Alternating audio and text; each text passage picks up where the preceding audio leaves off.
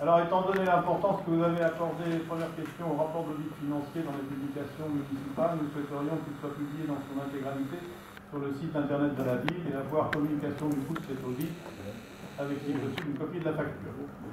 Alors, premier point, je n'ai pas souhaité que ce soit diffusé sur le site internet de la ville, parce que c'est un document de travail interne, et donc il ne sera pas mis sur le site internet. En ce qui concerne le coût, vous aurez le coût sur le compte administratif de cet audit sans aucun problème. Deuxième question.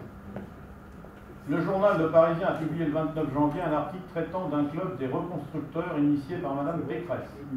Nous y avons découvert que Villefranche faisait partie des 9 villes adhérentes du Val-de-Marne.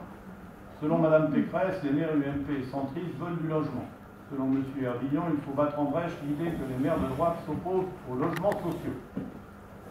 Alors, premier point, j'ai été aussi surpris que vous de voir que j'étais dans un club des reconstructeurs.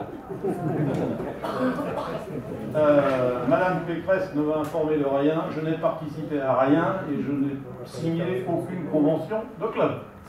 Donc, quand j'ai pris connaissance de ça, j'ai immédiatement retéléphoné à Madame Pécresse pour lui dire qu'il n'y avait aucune raison que je sois dans ce type de club. Voilà. Pardon? Oui, ben oui. Oui. Donc, c'est une erreur. J'ai participé à rien là-dessus. Donc, voilà. Alors, dans ce contexte, il n'y a plus de contexte, mais ça ne fait rien. Je vais quand même voir sur la suite. Pouvez-vous nous faire un point précis sur les projets Val-Office de l'impasse de la ferme et du chemin des Closeaux? Alors, bon, ce point précis, enfin, vous le connaissez aussi bien que moi, puisque c'est des terrains qui ont été... Alors, si je prends l'impasse de la ferme, c'est un terrain qui a été préempté par l'État, et donc, lorsque le préfet avait le droit de préemption. Donc, il a rendu le droit de préemption. Il n'a plus le droit de préemption aujourd'hui. Et il y avait 51 logements sociaux prévus.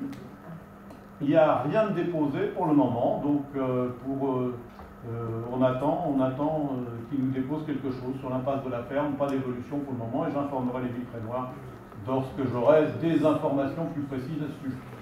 En ce qui concerne le chemin des Closeaux, bah, comme vous le savez aussi, puisque ça a été acheté en 2012, et ça a été acheté par Val-Office, qui construit que des logements sociaux. Donc ça, là-dessus, c'est quelque chose sur lequel j'ai pu que constater que ça avait été fait.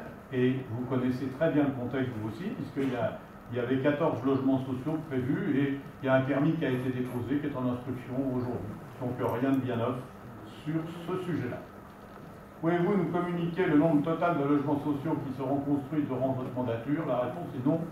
Non, je ne peux pas vous le communiquer. Je sais que je ferai en sorte qu'au niveau des obligations que pourra me donner le préfet sur une vision triennale, j'essaierai de respecter les engagements que je serai tenu de tenir, mais au-delà de ça, je n'ai pas d'informations plus précises sur la durée d'une mandature. Ça paraît un petit peu difficile déjà, mais pour le moment, et je donnerai ces informations quand je les aurai, les différentes possibilités. Troisième question. Pour quelles raisons la gestion financière du salon Art, Culture et Gastronomie, manifestation municipale, n'a-t-elle pas été assurée par les services de la ville, mais par le CCAS, établissement public communal indépendant de la municipalité? Alors là, il s'agit tout simplement, parce que la gestion financière, c'est quand même un grand mot, il s'agit tout simplement d'une aide ponctuelle de Virginie Deschamps, du CCAS, pour la réception des chèques. Alors, au-delà de ça, et donc ça n'a rien à voir avec une gestion financière en tant que telle, elle a simplement aidé parce qu'elle avait un petit peu de temps libre pour la réception des chèques du salon. Voilà. Donc, c'est pas du tout une gestion financière faite par CCAS. Quatrième question. En application de l'accord cadre du 22 octobre 2013 relatif à la prévention des risques psychosociaux, RPS, chaque employeur public devait élaborer un plan d'évaluation et de prévention des risques avant le 1er janvier 2015. Au-delà de cette obligation légale, peut-on savoir où en est notre collectivité dans la prévention des risques? Quelles actions sont menées? Quelles mesures sont prises aujourd'hui pour faire face à la montée du stress et de la souffrance au travail. Alors là, je suis tenté de vous dire, mais qu'est-ce que vous avez fait pendant 6 ans? Vous aviez à élaborer normalement un document, ce qu'on appelle le document unique, qui était obligatoire, je crois, depuis 2001. Vous n'avez pas créé le CHSCT et vous n'avez rien fait là-dessus. Et là, vous semblez exiger d'un seul coup, voilà, depuis que vous êtes dans l'opposition, qu'il faut faire ça en vitesse. Ben, sachez d'abord que nous avons créé un CHSCT et que nous avons commencé à faire le nécessaire pour l'analyse des risques, parce que c'est quelque chose de très important, et c'est pour cette raison que nous avons créé le poste dont je vous ai parlé tout à l'heure, sur la création du document unique, qui nécessite des compétences fortes en travaux, particulièrement sur les services techniques, et donc c'est pour cela que nous avons nommé quelqu'un pour s'occuper de ce document unique qui est très important, et le CHSCT a été créé par nous, mais pas par nous. 5e question. Les réunions de quartier se sont tenues début novembre. Lors de ces réunions, il avait été demandé que les comptes rendus soient mis en ligne sur le site internet de la ville. Plus de 3 mois après, il n'y a toujours rien. Pourquoi?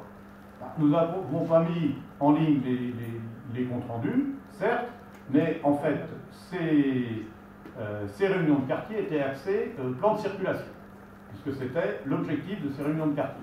Donc nous avons fait une synthèse de ces réunions de quartier au niveau du plan de circulation, que nous avons mis avec le résultat du questionnaire, et en fait, nous allons mettre en œuvre un certain nombre de choses, et nous avons décidé de ne pas mettre ces comptes rendus en ligne qui servaient à rien pour la mise en œuvre de l'ensemble des mesures qui seraient décidées. D'une manière générale, pouvez-vous nous exposer votre vision en matière de démocratie locale? Voilà, j'aime bien les questions, mais alors là, franchement, des questions philosophiques comme ça, je pense que ça nécessite une réunion particulière. À tout hasard, si vous voulez des informations sur la façon dont je veux faire les choses, je vous conseille comme livre de chevet notre programme électoral, qui est très bien fait, vous pourrez le consulter. Si vous n'en avez pas, j'en ai à votre disposition. 6e question. Nous vous avons adressé il y a près d'un mois une demande de recours gracieux concernant la libre expression de notre groupe sur le site internet. Quand comptez-vous nous répondre? Donc j'ai répondu à divers... D'abord, ce n'est pas qu'une seule demande que vous avez faite, vous avez fait plusieurs demandes, nous avons répondu à toutes vos demandes par lettre recommandée. Donc vous avez voilà l'ensemble des questions que vous m'avez posées.